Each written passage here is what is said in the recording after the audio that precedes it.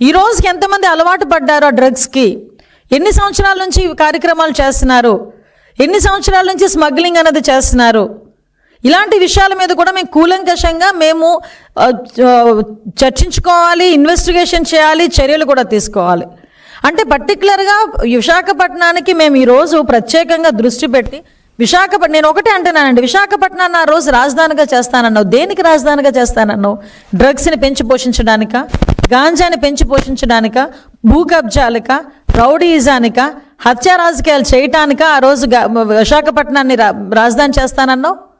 ఈరోజు విశాఖపట్నం రాజధాని అని నువ్వంటే ఈరోజు విశాఖపట్నాన్ని ఒక ఎకనామిక్ హబ్గా తయారు చేయడానికి, ఇండస్ట్రియల్ హబ్గా తయారు చేయడానికి గౌరవ ముఖ్యమంత్రి గారు, గౌరవ నారా లోకేష్ గారు, ఐటీ శాఖ మంత్రి నారా లోకేష్ గారు ఇద్దరు కూడా అనకూడదు కానీ కాలికి బలపం కట్టుకున్నట్టుగా ప్రపంచ దేశాలన్నీ కూడా తిరిగి కొన్ని కంపెనీలని తీసుకొచ్చి ఈరోజు విశాఖపట్నంలో చదువుకునే వాళ్ళే కాదు, చుట్టుపక్కల మన రాష్ట్రంలోనే కాదు చుట్టుపక్కల రాష్ట్రాల్లో చదువుకునే పిల్లలకి కూడా ఒక భరోసా కల్పించారు. ఈరోజు ఆశ ఉంది. ఇంతకుముందు బీటెక్ చదివితే ఎందులో క్యాంపస్ ఇంటర్వ్యూస్ రాకపోతే ఎందులో జాయిన్ అవ్వాలో తెలియని పరిస్థితిలో బయటకు వచ్చి నీ చిన్న చిన్న ఉద్యోగాలు, ఆఖరికి బ్రాందీ షాప్లో నువ్వు పెట్టిన ఉద్యోగాలకి కూడా బీటెక్ స్టూడెంట్లు వెళ్ళిన పరిస్థితి. వాళ్ళకి తప్పదు. ఇంకా నేను తప్పు అనట్లేదు, అది తప్పక చేశారు. కానీ ఈరోజు మేము చదువుకున్న చదువుకి తగ్గ ఉద్యోగం వస్తుంది అని ఒక భరోసా ఉంది.